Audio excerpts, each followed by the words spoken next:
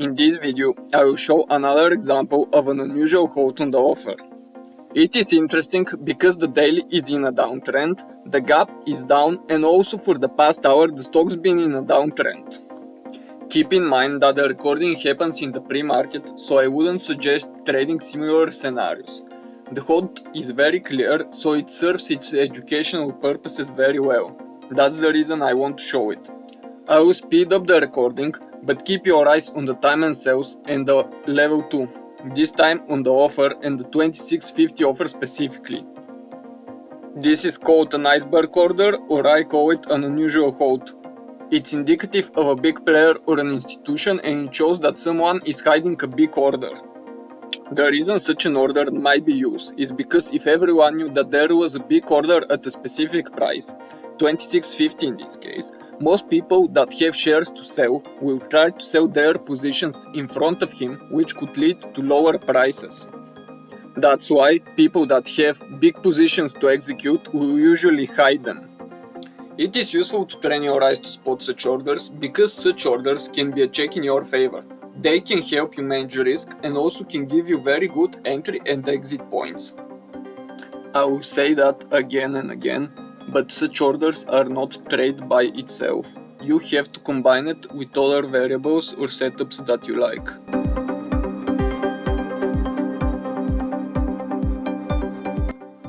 The speed of the recording is back to normal now, and focus on the time and sales and on the level 2 and how much 26.50 sells without lifting.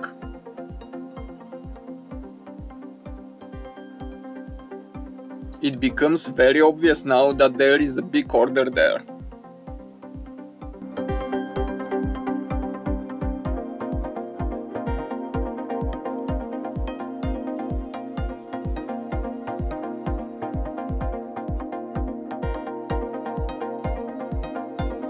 And look at how much the speed of the tape increases now. This is indicative of a breakout, but if 26.50 doesn't lift, there will be a lot of people trapped, and a short entry might be justified, combined with other variables of course.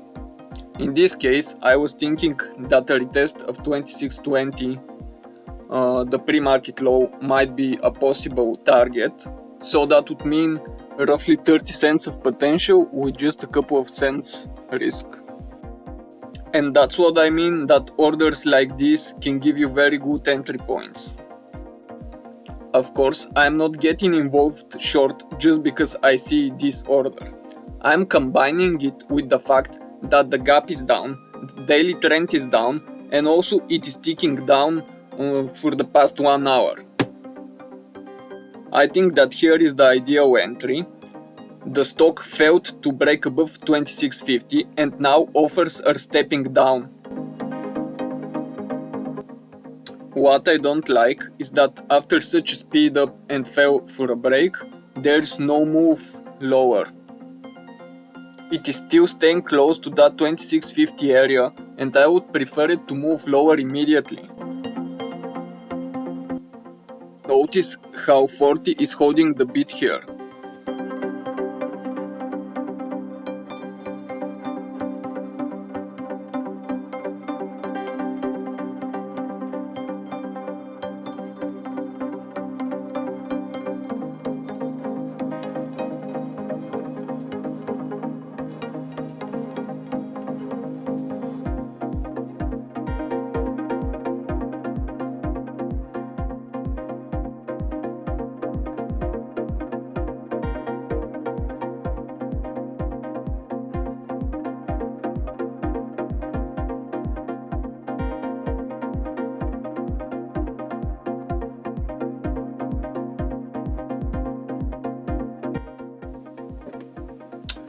Now 26.48 will hold the offer a little bit, and that's a nice thing to see.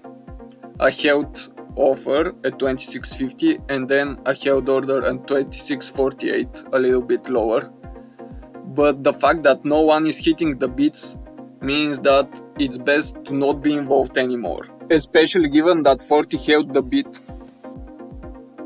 What I wanted to see after the initial sped up and hold at 26.50 was a move below 26.40 and a hold below. Keep in mind that orders like this are usually a reason to enter into a scalp trade. And scalp trades I usually want to work faster than this.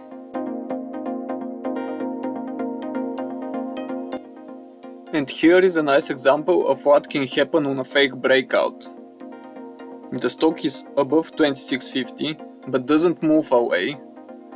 Then when 26.50 reoffers, it does sell off just before the open. And look at how much size is going to hit the bids. That's what I wanted to see when the stock initially failed to break above 26.50.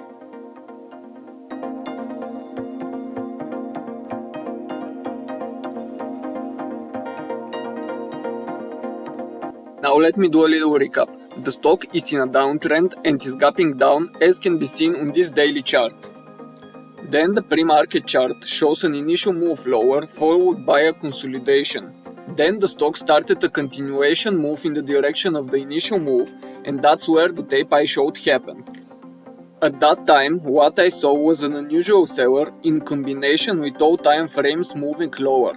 That's why I think being involved short was justified. I will finish with repeating again, if there were no other factors and I only saw the hidden seller, then that by itself is not a trade. I need to see a couple of variables aligning together in order for me to be involved. Thanks for watching, like if you find it helpful, and see you soon.